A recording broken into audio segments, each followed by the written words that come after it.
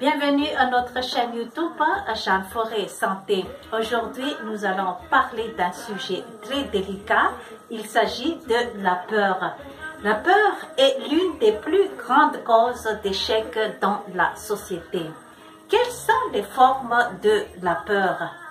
Il y en a plusieurs formes comme la peur du rejet, peur de l'échec, peur des critiques, peur de ne pas plaire à quelqu'un, peur du regard des autres, il y a la peur de réussir, il y a également la peur de la maladie, la peur du péché et peur de la prospérité.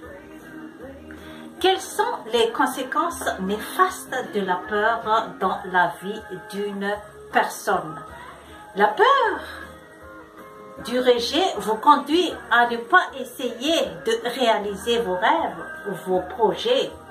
Elle vous incite à penser comme tout le monde et vous pousse à devenir une photocopie des autres. Vous n'avez plus votre propre personnalité. La peur du rejet vous conduit à vivre votre vie sous le regard des autres. Vous recherchez constamment la validation des autres dans tout ce que vous faites. Donc, on dirait que vous êtes emprisonné de votre peur. La peur du rejet vous empêche d'avancer et les questions qui se posent dans vos têtes, ce sont « Que va-t-on penser de moi ?» Et si les autres me rejetaient, s'ils ne m'approuvaient pas. Donc, au lieu d'aller tout droit dans votre but, vous allez vous occuper des regards des autres, que on sait très bien que ce ne sera toujours pas ce que vous voulez. Comment vaincre la peur? Tout d'abord, cherchez les causes profondes de la peur. Vous avez peur de quoi au juste? Évoquez les blessures de l'enfance, car les blessures de l'enfance peuvent entraîner dans le subconscient de quelqu'un à avoir tout le temps peur de quelque chose. Par exemple, dans l'enfance, quand on lui a toujours fait peur avec les fantômes, et ça va rester dans leur subconscient, même si la personne est déjà grande, ça va toujours rester la peur du fantôme.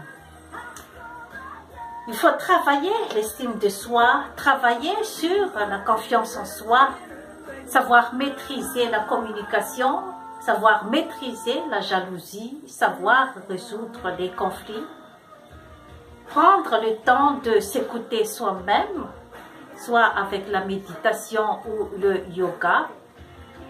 Il faut savoir sa force et sa faiblesse pour faire face à des situations, des problématiques et comment les résoudre.